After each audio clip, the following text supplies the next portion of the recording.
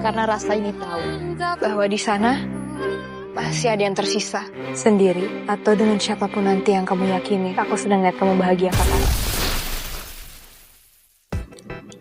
Perpisahan saat sama-sama masih punya perasaan memang bukan hal yang mudah. Tapi ketika itu dijalani dengan kedewasaan, dengan sadar bahwa perasaan ternyata nggak sejalan dengan logika, rasa sakitnya perlahan berubah jadi kelegaan. Seolah ya sama-sama terbebas dari hubungan yang sebenarnya nggak sehat, yang kalau dipaksakan justru bakal lebih menyakitkan ke depannya.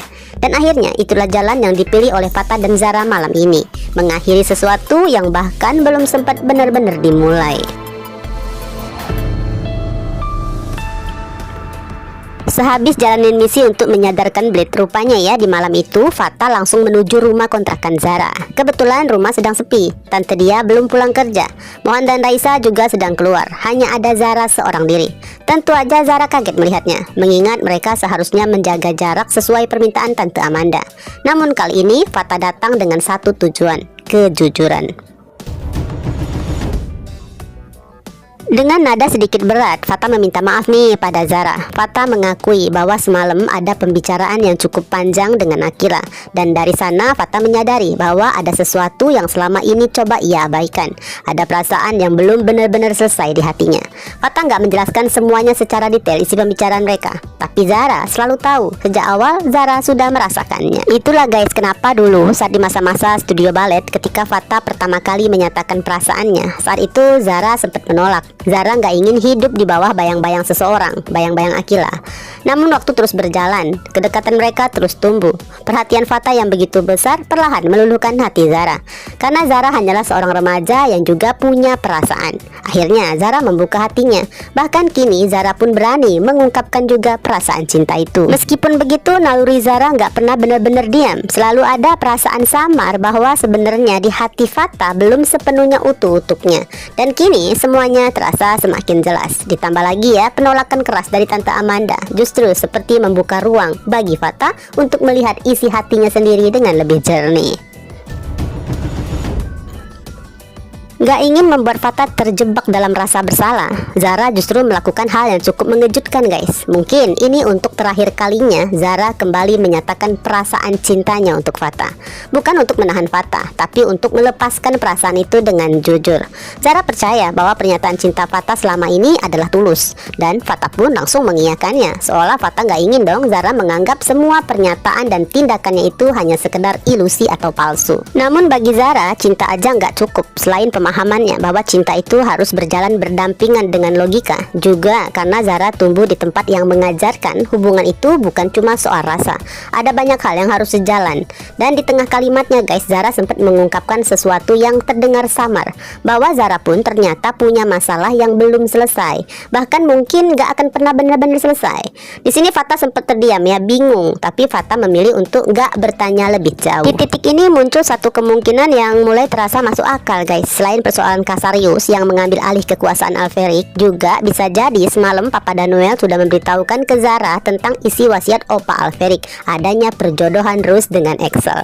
Apalagi ya di akhir percakapan dengan Papa Danuel, Zara sempat mengatakan bahwa ia akan coba memikirkannya. Dengan prinsip hidupnya, bagi Zara keluarga selalu jadi prioritas utama. Bukan gak mungkin Zara akan menerima keputusan itu nantinya. Terlebih lagi ya, hubungan Rose dengan Axel di masa lalu memang begitu baik, bahkan tanpa disadari. Sampai detik ini pun, walau mereka udah 5 tahun gak ada lagi pertemuan, tetap seperti memiliki satu frekuensi yang sama, sehati, sejalan, sampai bisa membaca halaman dan baris yang sama di dalam buku yang berbeda. Dan mungkin disinilah Zara mulai memilih bukan apa yang paling ia inginkan, tapi apa yang ia yakinin sebagai yang terbaik. Ketenangan dan kebijaksanaan Zara justru membuat air mata Fatah kembali jatuh, pelan, tanpa isak yang berlebihan. Berbeda ya dengan semalam bersama Akila. Tangis kali ini terasa lebih tenang, tapi tetap cukup dalam. Jika semalam Fatah menangis karena luka, campuran sakit hati, kecewa, marah, dan penyesalan, kali ini yang Fatah rasakan justru berbeda. Ada rasa bersalah karena tanpa sadar Fatah telah menduakan hatinya ke Zara. Ada sedih karena kenangan indah yang mereka lewatin bersama. Dan juga haru karena hubungan tanpa status ini justru diakhiri dengan cara yang begitu dewasa. Fatah pun terlihat merasakan sedikit kelegaan guys saat Zara berkata bahwa mereka masih tetap bisa berteman, tetap berjalan berdampingan seperti biasa. Apalagi apalagi kan mereka masih terhubung dalam bisnis yang sama, platform zona bakat. Zara pun sempat mengingatkan tentang harapan Fata di masa depan, mimpi untuk nantinya membangun bisnis yang lebih besar, mungkin bersama keluarga Alferic dan Fernandes lah.